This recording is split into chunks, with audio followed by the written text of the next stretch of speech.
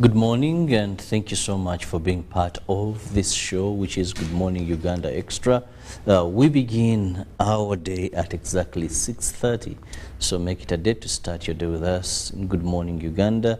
Then we have this extension. This morning, I will be and I'm going to be discussing that is transforming public infrastructure transparency. Now, what does this mean? That there is so much that the public must know on various infrastructural projects that are going to be conducted within their areas to promote accountability and quality work. Now, joining me this morning is Olivia Kabatwere, who happens to be the Africa Regional Manager and Programs Coordinator for CAST Uganda. What they do? Well, I have the guest with me. A lovely morning to you, and thank you for being part of this lovely discussion this morning. Thank you very much, sir. Good morning, viewers. My name is Olive Kabatwere, as I've been introduced, and I come from the Infrastructure Transparency Initiative CAST Uganda chapter, and I'm pleased to be here.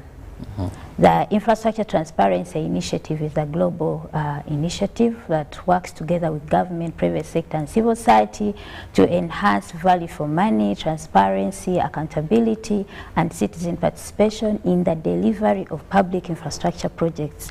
And we're looking at transparency across the entire value chain of an infrastructure project in all sectors.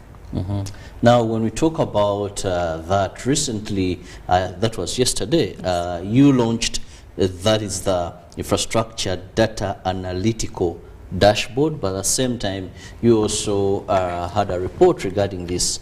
Now, we want to know what informed this and how is it going to help solve the challenges you're having in various infrastructure projects in terms of accountability and more so transparency.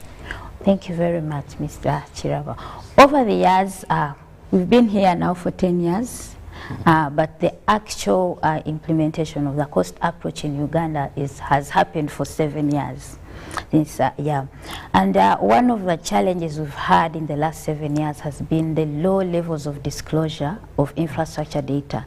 And because there's no data or no information published to the public, citizen monitoring has been low and poor in most instances across the different sectors, and that of course affects the performance of infrastructure projects and also the quality of the projects that the citizens are introduced to or made to use. In the year 2020, we started working directly with PPDA, and through this partnership, we aligned the government procurement portal to the cost standard. So the initiative, when it comes into the country, it works together with government institutions to mainstream transparency using its approach. And by approach, we have different tools, we have different standards, we have different guidance notes that we introduce within government. Whatever government entities are doing is compliant with international standards and also meets the needs of the citizens it's planning for. So as a result of our engagement with PPDA, we had the government procurement portal aligned to our standard, and and that is in 2021, the government procurement portal was declared compliant with the open contracting for infrastructure data standard. And following that, now we have some projects being published compliant. At the moment, we have 131 projects published in the last 1.5 years. And when we see more data being published, then it leads us to something else. How do we use the data that is being published to inform, to influence reforms, but also inform, measure performance, enhance participation? Because our idea is that when we are in a country, we should add value to what government is doing and the different stakeholders, but also help give people information that is user-friendly. So to do this and to help stakeholders and citizens get user-friendly information on infrastructure projects, then we have the analytical aspects coming up. And And that's how the analytical dashboard came up into being, because now we have some data being published. Now we need to transform this data into user-friendly information to help inform reforms, but also inform decisions that government entities are doing, and also the oversight bodies. On the other hand, we also want to enhance performance and also identify areas of improvement. So the reason we developed this dashboard is to measure performance of infrastructure projects, because in the disclosure process, you find entities publishing the start and end date of a project, the procurement process, the procurement plan. We have a lot of data in there, but if it is not distilled or made easily, made to, like something like this, easier to use, then people will not understand what does it mean. For instance, if there are variations, how do you define variations? If there are time overruns, how do you define time overruns? How do you know that a project has been completed on time, a project hasn't been completed on time or on budget? So this dashboard helps us to get this analysis.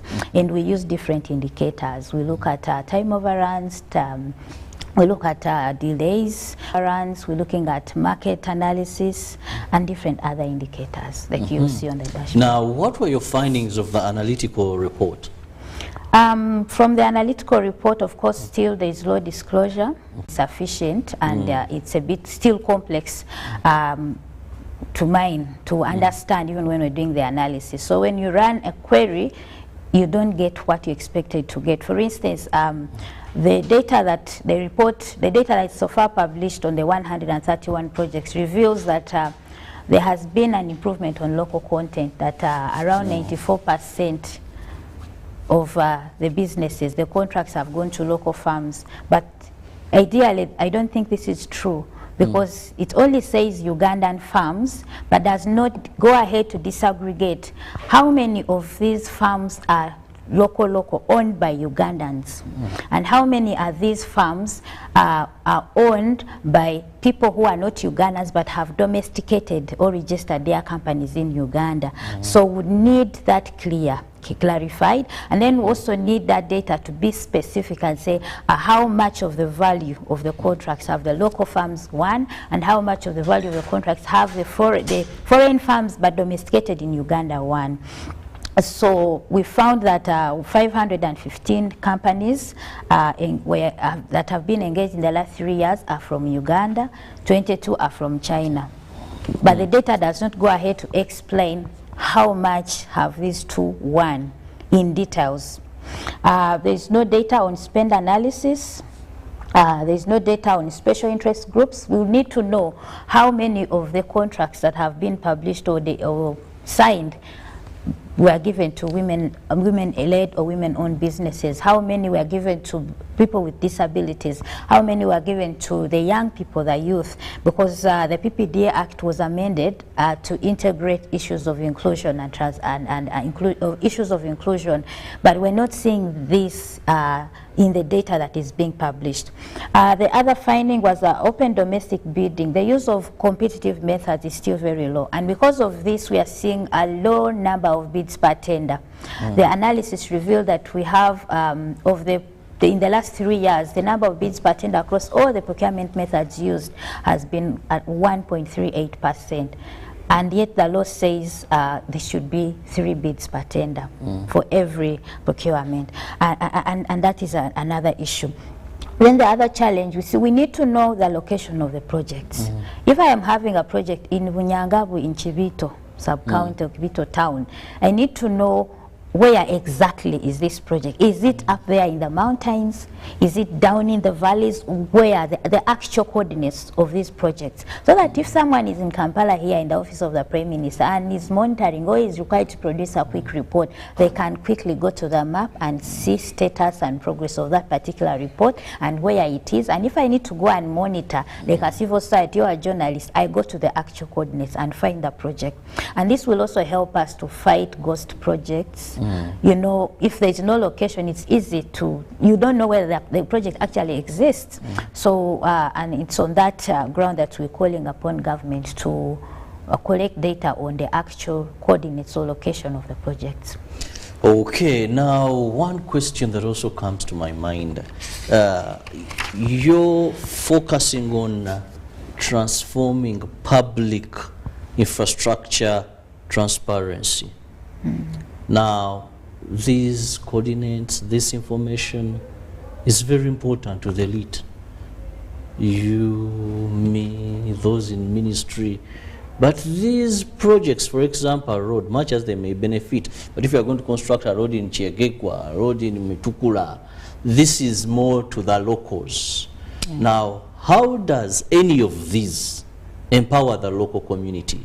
You talked about knowing if a project has been overrun, and with all this transparency, really has the local person been empowered either to react to this information or to ensure that this information is in place and they can monitor and cause a change in the way things are being done? CAST has been here for 10 years. You know, if there is a road being done in my area, people don't care to know who is the contractor being asizawa. You know, what is this? We need to know this is being done in the interest of the public. Yes. But then the people with whom cost and you're trying to protect, how have we, are they even bothered? You know, isn't it something for a certain class, really? Not really, Mr. Chirabo. The thing is, our approach, maybe I could briefly speak about the approach, the cost approach, which starts with the stakeholder working. The government, private sector, and civil society come together to build trust and also discuss on how infrastructure projects across board will be delivered and address issues between the three sectors. The reason we have government, private sector, and civil society on board is the civil society represents the citizens, and it's a civic agency. Civil society usually gets to the citizens more often than the other two sectors. The private sector are interested in getting businesses and also a level playing field. And for government, the interest is public investment management and also returns on investments. So the cost approach further provides for the disclosure process, and disclosure is done in different forms. We have disclosure done virtually through disclosure platforms, through now this dashboard, through websites of the entities, social media platforms of the entities, and then we have the offline disclosure process, which involves our social accountability approach. It involves citizen engagement meetings, which we call barazas. It involves disclosure of information on information walls or information boards on projects, those signboards you see on projects. That is also part of disclosure, the disclosure process, and these are done on site, on projects.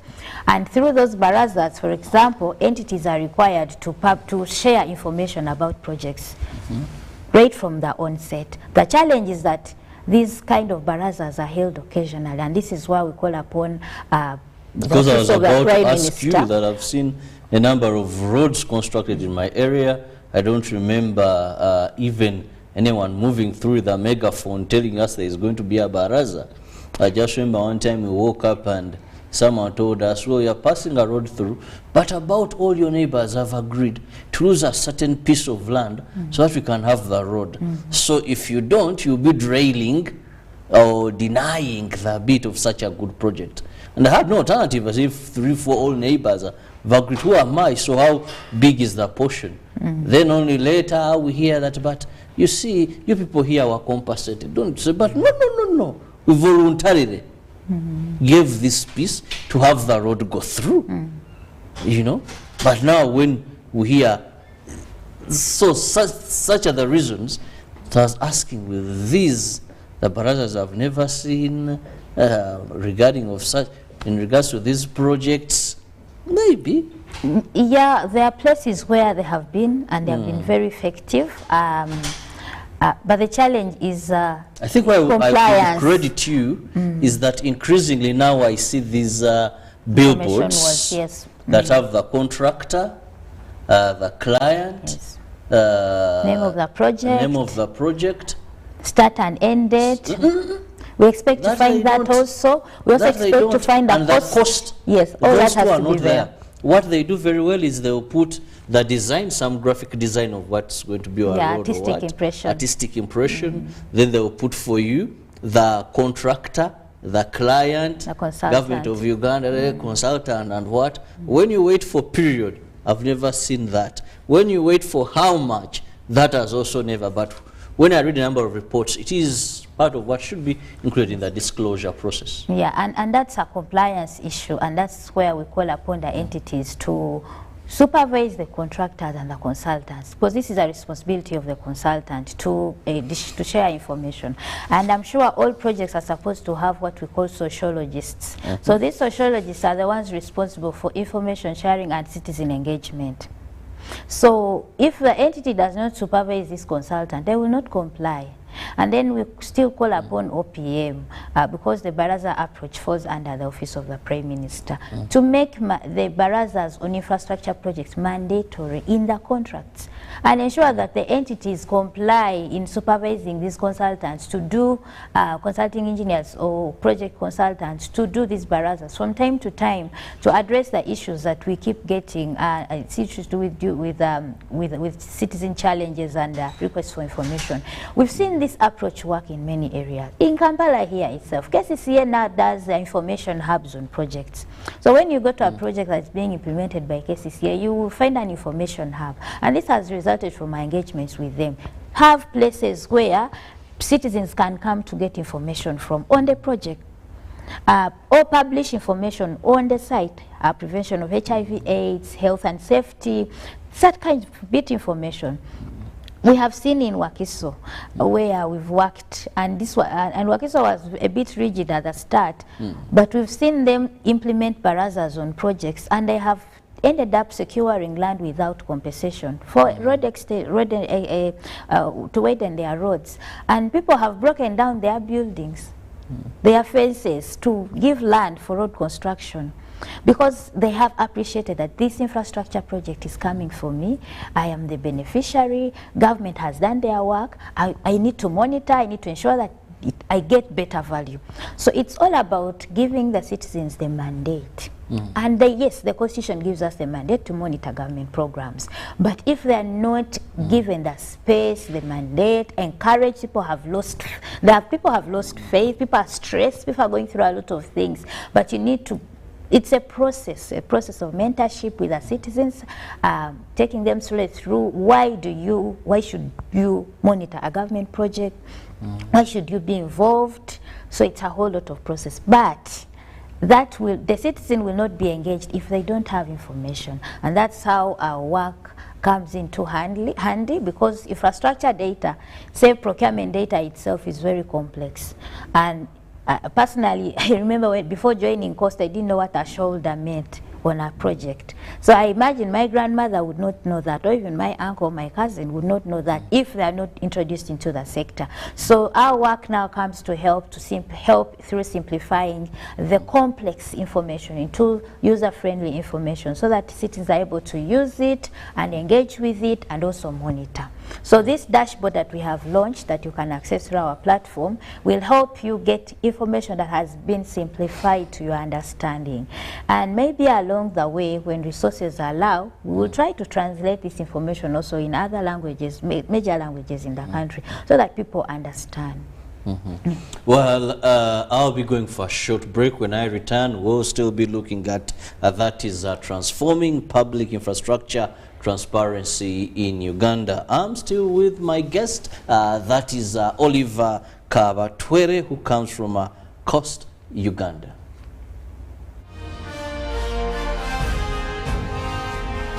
Live from UBC Studios in Kampala, this is Good Morning Uganda Extra.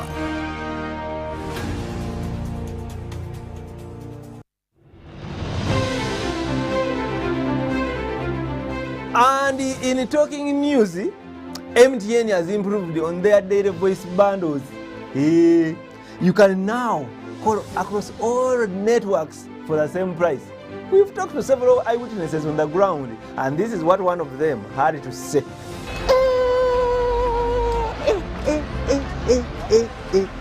Amos, did you hear about the MTN daily voice bundles? So, to join many more other Ugandans enjoying these MTN daily voice bundles, dial *100 *21 hash or use the My MTN app to start enjoying. Hey, stay tuned for more offers from MTN.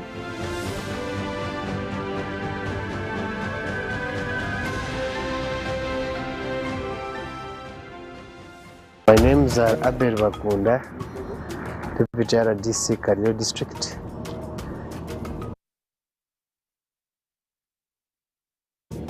That have been registered in Kario District and cutting across all the sectors and departments. The government interest is to have seed schools in almost every sub-county. And so far, the coverage in Kairo, we are still like at 40%. We are starting, but we are moving at a high speed. Then the Uganda Health Center, it is also a success story in the Department of Health. We are so far also the government is elevating the Manya Health Center for the district hospital. Then in the Department of Production, there are so many successful farmers moving far away from the traditional subsistence farming to the money economy. Our interventions of Myoga and PDM have so far had impacts on ground. Generally, it is good. We are trying, and there are so many success stories that anybody can come and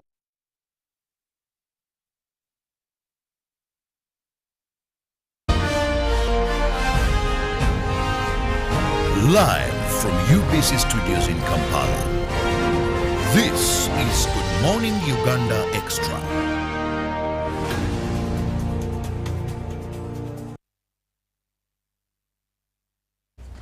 Welcome back from that break, and thank you for being with us on Good Morning Uganda Extra. It is a fairly lovely, bright morning here when I look outside the studios, and I hope you're ready at your workplace, at your destination. But just remind you that we are here every weekday from 6:30. Kindly make it a date with us as you kickstart your day. There is so much that you can't afford to miss. Some light moments, some jokes, yet very informative. So we want to kickstart your day. We want to brighten up your mornings. Make it a date with us. Just don't forget. It is Good Morning Uganda Extra, and looking at transforming public infrastructure, transparency, and with me is a guest who happens to be the Africa Regional Manager and Program Coordinator, Coast Uganda, Olivia Kabatweire, with whom we are looking at a number of interventions that they have put in place in partnership with government to promote transparency in the public infrastructure. And among them was yesterday the launch of the infrastructure data analytical dashboard, but they also launched a report that was clearly stating what their findings was, which was simply looking at infrastructure and of course how transparency in various projects of government has been achieved, to what levels. Now this brings me to also give us some light of what happened on the round table discussion. What are some of the recommendations? What are some of the anticipated reforms if they are to happen in this sector? Thank you so much, Mr. Chirabo. Yesterday we launched the analytical dashboard. We're very pleased and honored to have our champion, the Minister of Works and Transport, General Edward Katumba Wamala, launching the platform, but also guiding, joining the discussion, the conversation on our analytical report. I just want to mention that this report was extracted from the dashboard. So the data you will see on the dashboard is already live data. That is how we are faring. And it's sad to note that we have over 200 entities registered on the government procurement portal and around 36 entities on the EGP, but only 13 entities have disclosed data through government procurement portal on infrastructure projects. And so that comes to, well, that was one of the center of the issues on this of discussion during the roundtable meeting, that we need to have all the entities comply, especially those entities that have a plan and deliver infrastructure projects need to upload the data. The minister was very specific and calling on Ministry of Finance and PPDA to monitor compliance of the entities to ensure that they publish data through the platform, so that this dashboard, which streams data from the government procurement portal, gives government good analysis that would help inform their decisions. Then that was one of the issues, and to enhance disclosure, of course, Uganda does not have and from our findings, does not have a strong legal framework requiring entities to publish infrastructure data. Yes, we have the Access to Information Law, but it's generic, does not specify the conditions, the pros and cons, the sanctions, the incentives for disclosure of infrastructure data specifically.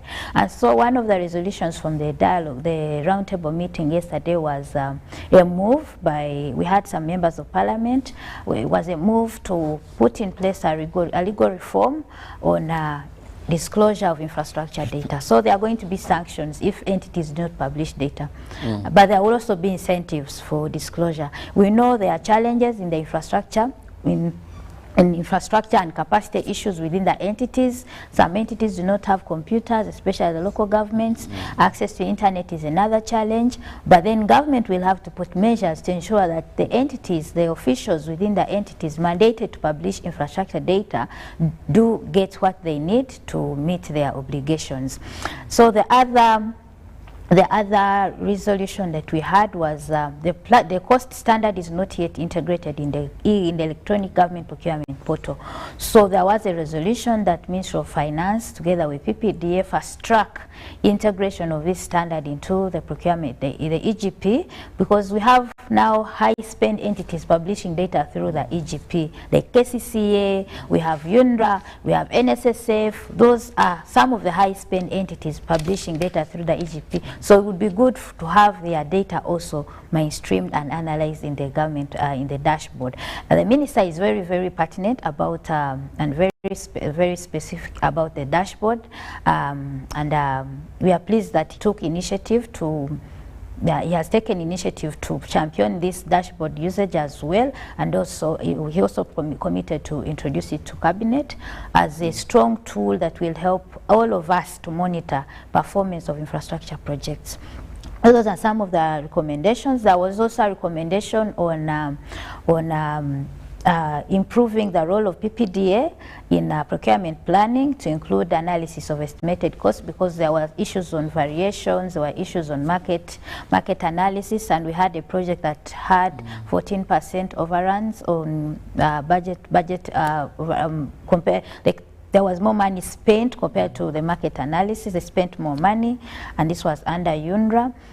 Then the issue of strengthening supervision and monitoring of entities in the procurement process, but also in the implementation of infrastructure projects. So there's going to be a lot strength in ensuring that whatever is being spent through infrastructure meets your needs and addresses your concerns and prayers. Because at the end of it all, you're responsible. If the road is not well built, you're the one going to use it. I'm the one going to use it. But if I'm not responsible, if I do not come to monitor and ensure that if it was a check and ask, how many layers was it supposed to be? What was how many kilometers? Who is the contractor? And if you're not helped, if you're not supported, we are here. Reach out to a government entity, reach out to the media. We will help you get the information that you need. And now, because one of the challenges citizens have had is lack of access to information to help them monitor. Now, you've talked about this dashboard. Use this information. You talked of the media. If I'm looking for any information, I'm finding it a problem, then I should be able to go to this dashboard. So, kindly in your explanation, make it as simple as possible for the ordinary Uganda to know that now there is remedy. If this project is captured somewhere, I can know the duration, I can know the money, I can know certain information that I can be able to tell colleagues this is off plan. Yes. So I don't know, a simpler word of a dashboard is it's a small platform that has simplified information in form of visuals, but we also have some numbers there and very limited text because people don't know how, don't like reading a lot. So the text is limited. We have infographics there, visuals. You may call them images of the analysis that we have done. So we go in the back end and simplify this data to create visuals that help you understand project X from this entity Y has had a time overrun on this project. It was supposed to be started on this date, to be completed on this date, but has been delayed. And then we also need to know why has it been delayed. Were there scope changes? What caused the scope changes? Were these changes approved? So this platform is able to give you all this analysis, and you should be able to use it. And how do you access this platform? You come to the Coast Uganda website, and or you go to Google and type in, you can go to Google and type in www.analytics.cost. Cost is that cost of money, C-O-S-T in lowercase, .or.ug. So the dashboard is accessed through www.analytics.cost.or.ug. Or you can call us, or you can send us an email on info@cost.or.ug, and we'll send you the link to this dashboard. Or you can visit our social media platforms, Coast Uganda on Twitter, Coast Uganda on Facebook, Coast Uganda on LinkedIn, and you will find this link all over. Right now it's all over. Yeah. Well, before I let you go, the Coast Uganda has won 2 international awards. Yeah. And these are looking at promoting transparency in the infrastructure sector, but also aiming at good anti-corruption that is tendencies. Now, first, what does this mean to Ugandans and also to Coast as well? Wow, congratulations Uganda, congratulations to the media, because you've brought us this far. To all Ugandans, yes, we won 2 awards in the last 8 months, and this is because we are seeing results coming out from Uganda. The first award was the Coast International, the very first Coast International Exceptional Performance Award, which we won last year in November. And we're glad to receive it on behalf of the people of Uganda. And this award, we competed with the other 20 Coast international countries. So Coast is in 20 countries across 4 continents, and in Africa we have 5 countries that are members of Coast. So we competed with all the other countries of Coast, and we won the award. The reason we won is because we had good results. Government has taken interest and action on most of our recommendations in the last 7 years, because we make recommendations at project level. When we visit a project, we make recommendations, and entities are required to address these recommendations to improve performance of the projects and the quality. So we have seen entities progressively addressing our recommendations at project level. And then the other reforms, we've also influenced legal and policy reforms. We made recommendations for policy improvement, especially in the procurement sector and also in the road sector. That's why you're able to see a lot of information was coming up, because this resulted from a scoping study of 2017. So the reason we won this award was because government has addressed our recommendations to some level. Then there is also political will. Like you've seen now, the minister coming to launch a program. He's speaking proudly of the program and associates with the program. We have seen the private sector, which was previously engaging in silos, now coming together to sit with government, and they are ably speaking, raising their concerns, and government is also able to listen. We are seeing government willing now to integrate our approach within its systems and processes, the alignment of the government procurement portal, and how government is planning to issue a directive or a legal framework to disclose infrastructure data, and the thought now of having the EGP aligned to our standards. So that political will and support to the program also contributed to the winning. And then the second award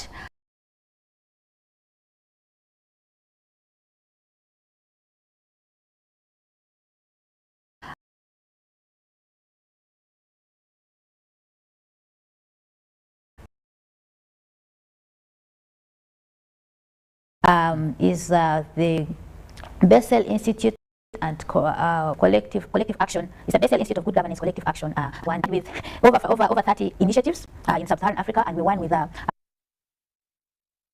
we were able to win the award. So fine, there was a public vote, but there was also a jury vote where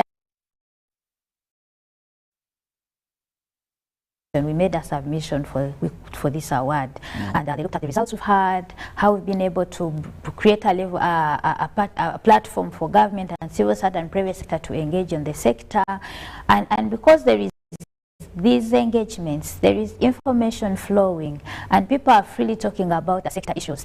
There is public trust growing, but also the more we talk about issues of anti-corruption, because cost. Our work is to ensure that we address, and they will also use this information to monitor and to engage. And so if they know, it's possible that if a particular person in an entity was planning to do something, they know people are aware, and people will question it. So we do not address corruption when it has happened. We want to address the risks associated to corruption so that it doesn't happen, because what we want is to fight it from happening.